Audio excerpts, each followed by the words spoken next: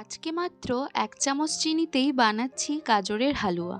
যারা ডায়েট করছো অথবা সুগারের পেশেন্ট, মিষ্টি খেতে মন চাইছে কিন্তু খেতে পারছো না, তাদের জন্যেই আজকের এই রেসিপি। দেখো, অনলাইন থেকে এখন টুক করে জিনিস কেনাটা কোনো ব্যাপার না, তাই চট করে আমিও কিনে নিয়েছিলাম গাজর।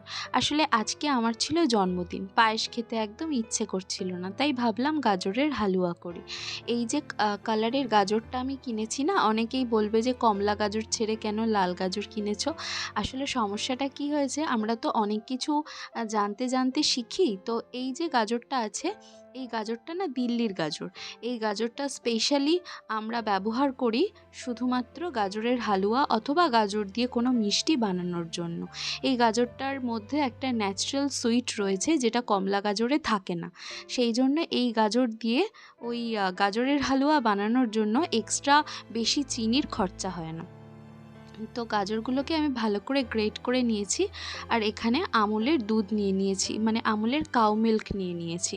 তো আমুল গোল্ডটা আমি নিতেই পারতাম, কিন্তু আমি চেয়েছিলাম এরকম ধরনের আইটেম সবসময় কিন্তু কাউ মিল্কেই ভালো হয়। আর নিয়ে নিয়েছি একটা প্যানে অল্প করে ঘি, আর তার সঙ্গে গ্রেট করা গাজরগুলোকে ভালো করে ভেজে নেব ফার্স্টে। গাজরগুলো কিন্তু এখন লাল। ভাজতে ভাজতে তোমরা একটা জিনিস খেয়াল করো যে একটু একটু কমলা হয়ে যাচ্ছে। আর যখন এটাকে ঢাকা দিয়ে ভেজে নেব, তখন একটা ম্যাজিক দেখবে। এই দেখো, লাল গাজর হয়ে গেছে কমলা। খুব ভালো জিনিস এটা।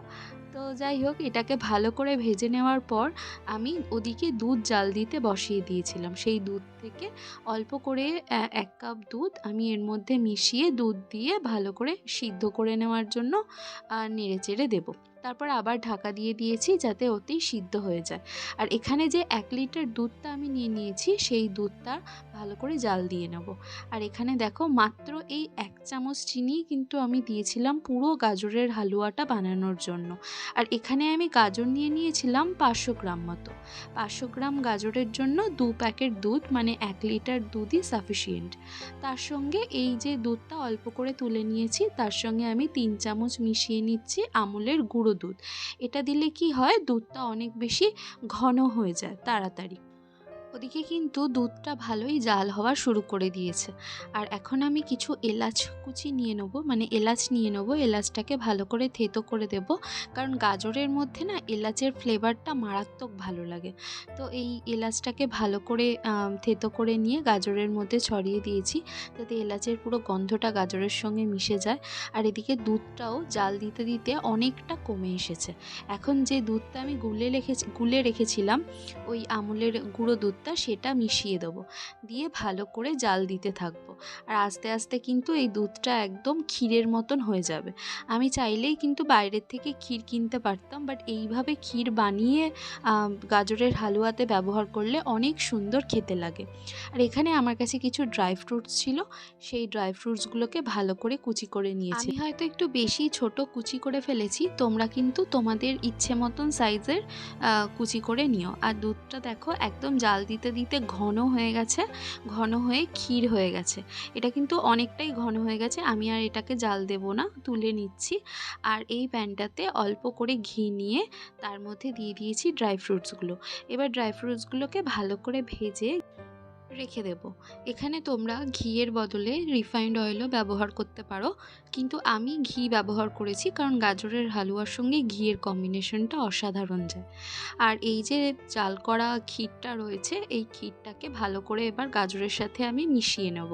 আর খুব ভালো হাতে মেশাবো, কারণ ক্ষীরটা যেহেতু একটু জমাট বেঁধে যাচ্ছিল, তো ভালো করে না মেশালে কিন্তু ওই দুধটা চাওয়া চাওয়া টাইপের থেকে যাবে।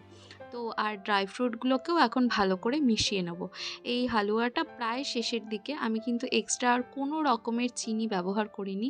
আর এখন এটা রান্না করতে করতে চিনিও এসে গেছে, যে কী বানাচ্ছি কৌতূহল নিয়ে। যখনই বলেছি গাজরের হালুয়া, ভীষণ খুশি হয়ে গেছে, কারণ ও খেতে খুব ভালোবাসে এটা। তো আমার এটা রেডি হয়ে গেছে প্রায়, আমি এখন সার্ভ করব।